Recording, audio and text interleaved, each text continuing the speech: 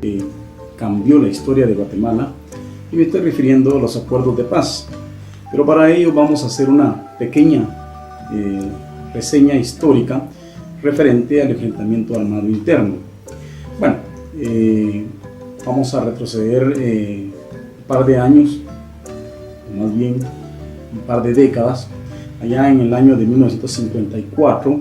Estamos hablando del gobierno del general Irígora Fuentes, específicamente.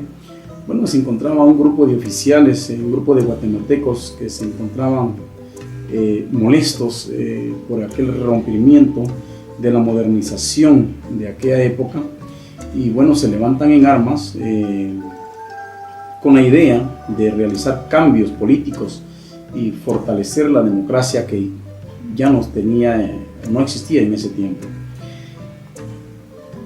Entonces da como origen el enfrentamiento armado interno que se llamó URNG, y bueno, se da entonces el ejército de Guatemala invierte en forma desmedida para contrarrestar la insurgencia de aquella época.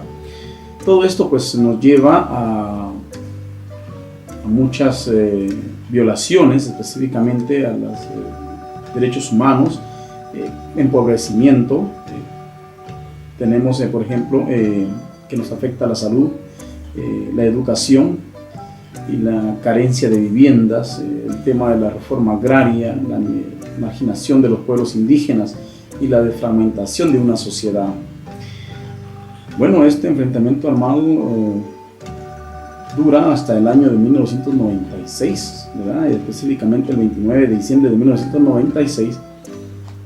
Hay un acuerdo entre el gobierno de Guatemala y la URNG, se da la firma de los acuerdos de paz, siendo estos puntualmente el acuerdo marco sobre la democratización para la búsqueda de la paz por medio de políticos, el acuerdo global sobre derechos humanos, acuerdo para el reasentamiento de las poblaciones desarraigadas, acuerdo sobre el establecimiento de la Comisión para el Esclarecimiento Histórico,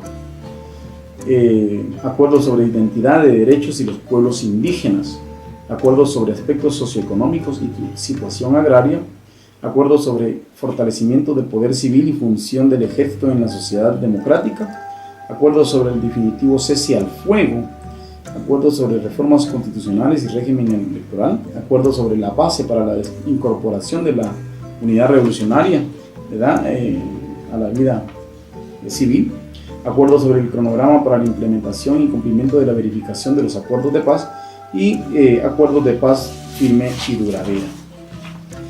Bueno, aquí tenemos que hablar que después de este proceso, viene otro punto muy importante entre todos estos acuerdos, pero específicamente vamos a hablar sobre la reforma educativa. La reforma educativa se deriva del acuerdo sobre identidad y derechos de los pueblos indígenas. El sistema educativo es uno de los vínculos más importantes para la transmisión de desarrollos de los valores y conocimientos culturales, debiendo responder a la diversidad cultural lingüística de nuestro país. Tenemos entonces que dentro de la reforma educativa se compone a través de ejes. Tendríamos que decir entonces que como ejes podemos decir que son principios, valores y habilidades e ideas, fuerzas que forman o integran y dan direccionalidad y orientación a la reforma del sistema educativo. Estos a su vez pues se dividen entonces en vida en democracia y cultura de paz, unidad en la diversidad, desarrollo sostenible y ciencia tecnológica, siendo entonces estos 4 ejes que nos vienen a realizar cambios en la reforma educativa. Luego de esto tenemos la creación o surge el CNB, que es el Currículo Nacional Base. Y bueno, dentro de la vinculación de los ejes de la reforma educativa y cómo encaja en los ejes del currículo, veamos acá, así a grandes rasgos, tenemos entonces que, por ejemplo, en el eje de la reforma educativa tenemos la unidad en la diversidad, y en el eje del currículum tenemos la multiculturalidad y la interculturalidad. En el segundo eje de la reforma educativa tenemos vida en democracia y cultura de paz. En el eje de la del currículum, equidad de género, de etnias y social, educación en valores, vida familiar y vida ciudadana. En el siguiente eje o el tercer eje de la reforma educativa tenemos el desarrollo integral sostenible, y para el currículum tenemos desarrollo sostenible, seguridad social y ambiental. En el cuarto eje de la reforma educativa tenemos ciencia y tecnología. Vinculado entonces con el eje del currículum, tenemos formación en el trabajo y desarrollo tecnológico. De esta manera podemos ver cómo se vinculan los ejes de la reforma con los ejes del currículum. Es importante mencionar entonces que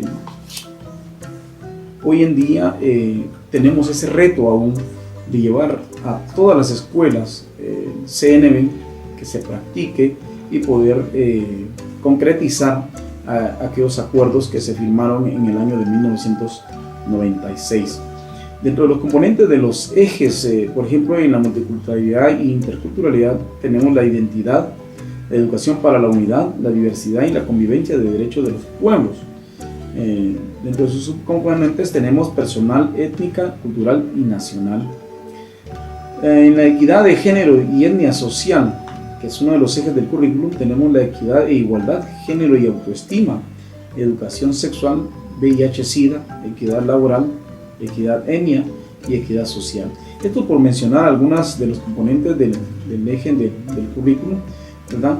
Sin embargo, también podría mencionar la educación en valores. Sus componentes podrían ser personales, sociales y cívicos, éticos, culturales y ecológicos.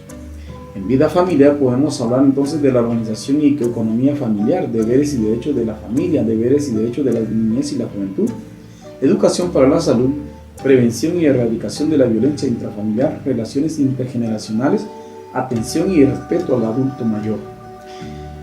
Podemos ver entonces cómo el CNB está apegado a los ejes de la reforma para dar cumplimiento a los acuerdos de paz. Es entonces importante mencionar que la reforma educativa fue un paso esencial dentro de aquellos cambios que realmente necesitábamos desde esas épocas de guerra que muchos de nuestras generaciones vivieron y que desafortunadamente muchos perdieron la vida, pero que sin embargo hoy estamos tratando de hacer un cambio y que obviamente pues queda en manos de la mayoría de nuestros docentes guatemaltecos, que debemos ser conscientes